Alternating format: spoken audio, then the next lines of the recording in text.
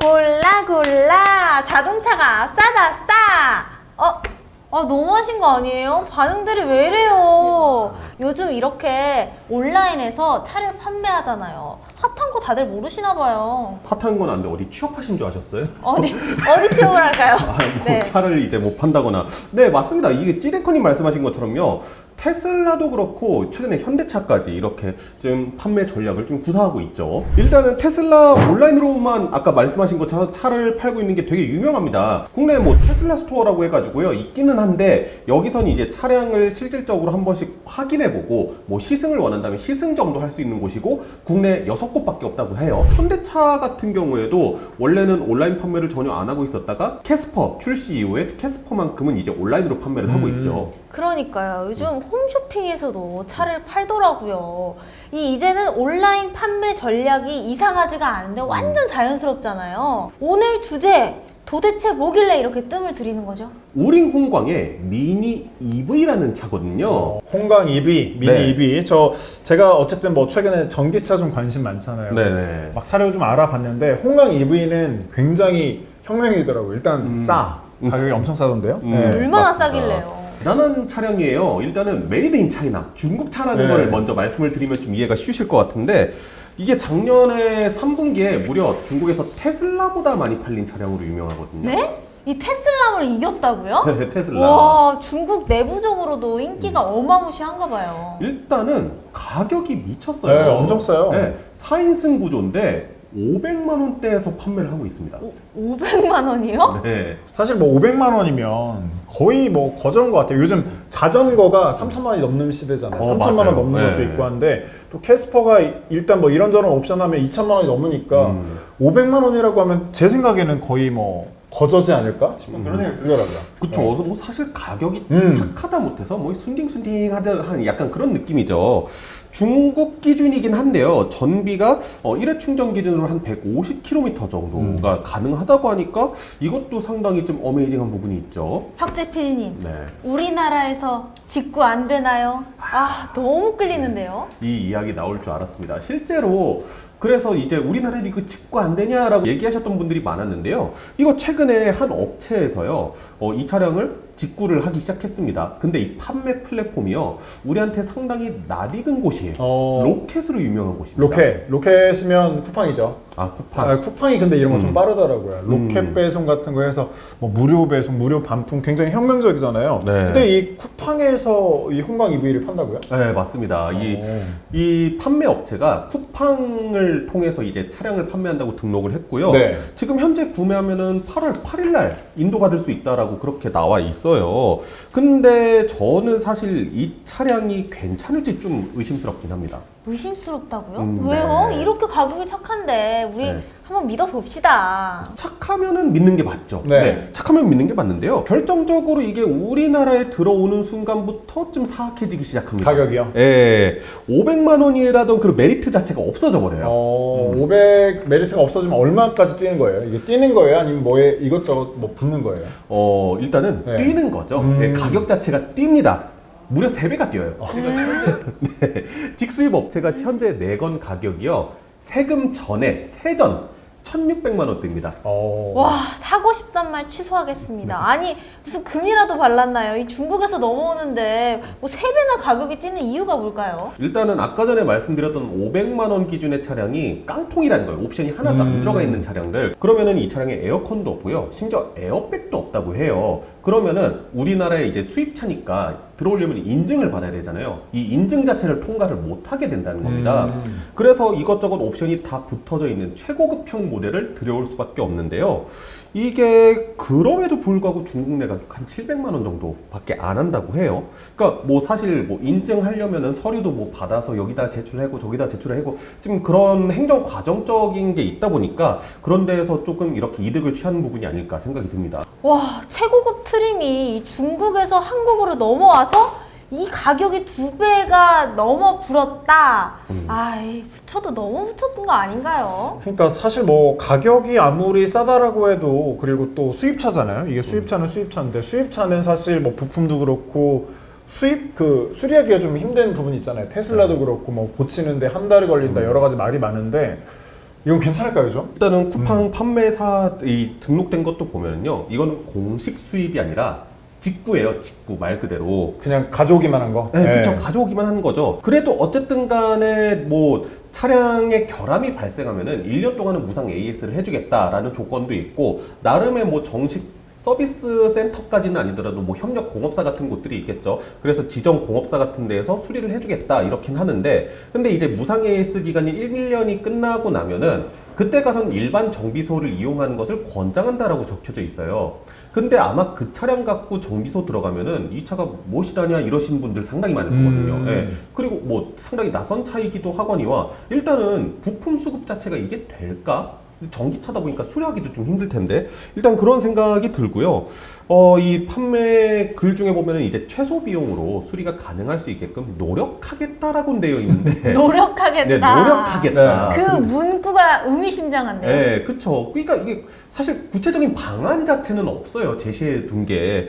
그래서 저는 이거를 좀 믿고 사기는 조금 애매하다. 노력하겠다라는 게 좀 재밌는 게 네. 고쳐놓고 맡겨놨어. 네. 왜 안 고쳐졌어요? 우리 노력했어요. 이렇게 나오면 좀 그쵸. 약간, 네. 눈물 흘리면서. 그러니까요. 근데 자동차 동호회가 굉장히 많잖아요, 우리나라. 네. 동호회 반응 좀 어때요? 커뮤니티 반응? 국산차 사시는 분들은 아마 좀 동감 못 하실 것 같아서요. 국내에도 중국산 승용차가 들어온 적이 있었거든요. 네. 네, 그래서 그 동호회를 좀 들어가 봤어요. CK 모터스라는 곳에서 공식 수입했던 캔보 600이라는 SUV가 있거든요. 근데 이 차량이 출시 당시에 이때 크기 자체는 투싼하고 비슷한 크기인데 차량 가격이 2천만 원이 채 안 됐어요. 1,990만 원? 막 이렇게 떨어졌었거든요. 그래서 그때 우리나라 시장에 조금 큰 충격을, 어느 정도의 충격을 줬었던 네. 차량인데, 이게 2017년에 들어왔으니까 고작 5년 된 차량이거든요. 근데 동호회 들어가 보니까요, 차주분들이 부품을 직접 구하고 있더라고요. 그 못 구해서요. 뭐 헤드램프 사겠습니다. 못 구하는 게 아니라, 뭐 예를 들어서 헤드램프가 나갔다. 공식 서비스 센터 들어가면 75만 원인데 이걸 타오바오에서 직구를 하면 20만 원이 되는 거예요. 네. 그리고 뭐 그런 것도 있어요. 그 뭐 실수로 이렇게 좀 휀더 쪽으로 전봇대를 세게 받았다 막 해서 휀더도 살짝 찌그러지고 뭐 보닛도 살짝 찌그러지고, 그럼 웬만하면 국산차는 다 수리해서 타고 다니잖아요. 그렇죠. 예. 폐차를 되게 심각하게 고민을 하시더라고요. 수리 비용이. 예, 수리 비용도 문제고 부품 수급도 어렵고 막 그러다 보니까 웬만한 데미지가 있으면 일단 폐차부터 좀 걱정을 하는 그런 상황이시더라고요. 아, 원래 가방 같은 것도 이 AS가 안 되면 예쁜 쓰레기 그 이상 그 이하도 아니거든요. 나는 그 수리 안 돼서 들고 다니는데. 농담이에요. 아, 네, 명품 많으신가 봐요. 없어요. 이 자동차가 순식간에 고철 쓰레기가 되는 거네요. 아, 이래서 브랜드 하나 봐요. 그러니까 사실 브랜드도 브랜드지만 수입사의 문제가 크죠. 수입사가 AS망이라든가 이런 걸 좀 적극적으로 펼쳐야 되는데, 그나마 CK 모터스 중국 차를 수입하는 이 업체 중에서는 제법 큰 사이즈의 업체거든요. 근데 이런 큰 규모인데도 이 모양이다 보니까 소규모 직고로 차량을 들어왔을 때 이게 무슨 일이라도 생기면 이게 나중에 사후에 서비스가 될까? 이게 의문이라는 거죠. 송강 EV라는 차량이 보니까 네. 또 사실 자동차 하면 용도가 굉장히 많잖아요. 저는 주로 뭐 출퇴근 용도라고는 하지만 네. 출퇴근 용도를 하다가 갑자기 뭔가 표지판 보고 어디로 떠나고 싶으면 그냥 확 가기도 해야 하잖아요. 이게 근데 고속도로 주행이 안 된다더라고요. 우리나라 법에 보면요, 전기차에서 또 초소형 전기차라는 장르들이 있어요. 네. 이 장르가 이제 규제적으로 차량의 사이즈, 무게, 뭐 최고 속도 이런 거에 따라서 딱 나눠지게 되는데, 이 차량은 초소형 전기차예요. 초소형 전기차는 일단은 고속도로라든가 자동차 전용 도로 이런 곳을 못 하다 보니까, 그런데도 안 되겠네. 고가도로 같은 거. 뭐 예를 강변북로, 올림픽대로, 뭐 저기 이제 내부순환로 같은 내부순환로, 네. 예, 이런 데는 못 하는 거죠 기본적으로. 그러니까 이게 말 그대로 마실용이에요, 마실용. 동네용 아니에요, 동네용? 네, 그렇죠. 그리고 이게 일회 충전 시에 주행 가는 거리가 175, 150 이렇게 나온다고 하는데, 일단은 이게 중국 기준이에요. 또 국내에서 인증받으면은 이게 확 줄어들 수도 있는 거거든요. 그리고 일단 이 차량 급속 충전이 안 됩니다. 무조건 완속 충전밖에 안 돼요. 그것만으로도 매력도가 확 떨어지네요, 갑자기. 네. 네. 그러니까 거리도 막 이런 전용도로 못 하면은 늘어나잖아요. 돌아가야 되잖아요. 그렇죠. 예. 그러다 보니까 사실 조금 슬프죠. 예, 슬픈 차죠. 예. 그런데 혁재 PD님, 네. 아까 이 홍광 미니 EV를 쿠팡에서 사면 1,600만 원이라고 했잖아요. 네네. 우리나라로 치면 르노 트위지 정도 아닌가요? 이 트위지가 정보 보조금을 받으면 1,000만 원 이하로 알고 있는데 한 네네. 900만 원인가? 맞아요? 맞습니다. 뭐 르노 트위지라든가 아니면은 세보라든가 이런 쪽에 우리나라에도 초소형 전기차 파는 것들이 몇 대가 있거든요. 근데 이런 차량들 우리나라에서 정식적으로 다 등록하고 그러는 거니까 전기차로 이제 인증을 받아가지고 보조금을 받을 수 있는 거거든요. 근데 이 차량 직구라고 말씀드렸잖아요. 이 전기차 인증마저 제대로 받지를 못한 거예요. 중국 본사에서 서류를 안 보내주니까. 그래서 이 차량 보조금 못 받습니다. 보조금 못 받으면 얼마 정도? 그러니까 1,600만 원 그대로 내고 거기에다가 플러스 세금까지 내야 되는 거예요. 네.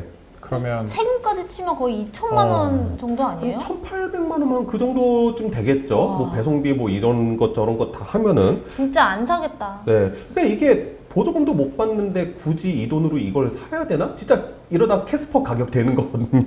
그리고 사실상 이 중국 전기차가요. 점유율 싸움은 이길 수 있어요. 중국 땅덩어리가 워낙 크고 인구가 워낙 많으니까. 근데 우리나라 소비자분들이요. 되게 깐깐하세요. 네, 되게 깐깐하시기 때문에 우리나라 시장까지 뭔가 잠식하기엔 좀 어려운 부분이 있지 않을까라는 생각이 듭니다. 사실 그 부분 굉장히 중요할 것 같아요. 뭐 아까 방금 전에도 얘기했지만 트위지 같은 르노 거였죠. 그 모델 같은 경우도 되게 관심 많이 갔어요. 네. 오토바이를 살까 뭘 할까 하다가 봤는데 디자인이 너무 예쁜 거야. 근데 에어컨이 안 된대요. 아, 맞아요. 그 소리 딱 듣자마자 안 사게 되더라고. 근데 에어컨 없이. 아니 이것저것 다 따지게 돼요. 막상 우리나라 사람들 사실 심리가 그렇잖아요. 네. 뭐 아반떼 좋아 보여. 네. 아반떼 볼까? 네. 근데 이 가격이면 소나타 살 것 같아. 소나타 볼까? 네. 그랜저 살 것 같아. 막 이렇게 하다가 못 사잖아요. 네, 깐깐하게 그렇죠. 따지니까 사실 저 같으면 사실 이거 하느니 현기차 사지 않을까. 훨씬 좋을 것 같아요. 맞아요. 우리나라 소비자들 1,500만 원짜리 차 사면서도 통풍 시트는 꼭 있어야 되는 사람들 맞아요. 있잖아요. 예. 일단은 현대기아를 말씀하셨으니까 말씀을 드리자면요. 이런 좀 경형의 전기차가 꼭 타고 싶다라고 하시는 분들을 잠깐 기다려 보세요. 예. 왜냐면요. 기아의 레이 있잖아요. 네. 이 레이가 올해 부분 변경이 진행될 예정인데 페이스리프트가 진행되면서 스파이샷이 하나 찍힌 게 있어요. 전기 충전을 하고 있는. 예. 그래서 원래 레이가 EV 모델이 나왔었는데 이게 단종이 됐었거든요. 근데 이번에 다시 좀 부활하는 그런 느낌의 모습이 있어요. 그 다음에 현대차 캐스퍼도 이제 전기 차량에 대해서 이야기가 계속 꾸준하게 나오고 있으니까 아마 이 차량들 좀 전기차로 나오게 되면은 아무래도 완성차 베이스다 보니까 가격이 좀 더 비쌀 거예요. 그래도 좀 뭐 AS라든가 세금이라든가 좀 이런 걱정 자체는 더니까 좀 기다려 보시는 것도 나쁘진 않겠다 이런 생각 듭니다. 그리고 기아가요, 그 지금 화성 쪽에다가 PVB, 그러니까 Purpose Built Vehicle, 네. 이거 공장을 또 짓고 있는 걸로 알고 있어요. 근데 이 PVV 발음이 되게 힘들어요. 어려워요. PVV에 네. 초소형 전기차도 있을 예정이라고 하니까 만약 이런 레이라든가 캐스퍼 기반의 전기차가 너무 비싸다 싶으면은 뭐 그거 나올 때까지 기다려 보시는 것도 방법이지 저는 않을까. 기다려 보겠습니다. 이래놓고 또 못 산다니까요. 어쨌든 합리적인 가격대, 뭐 1,000만 원 정도 가격대에 초소형 전기차가 나오면 사실 뭐 단거리 이동하고 하기에는 굉장히 괜찮을 것 같아요. 그런 날이 오길 바라면서 오늘 이슈 한번 마무리 해볼까요? 네, 그럼 다음 이슈를 기대야 슈슈슈. 슈슈슈.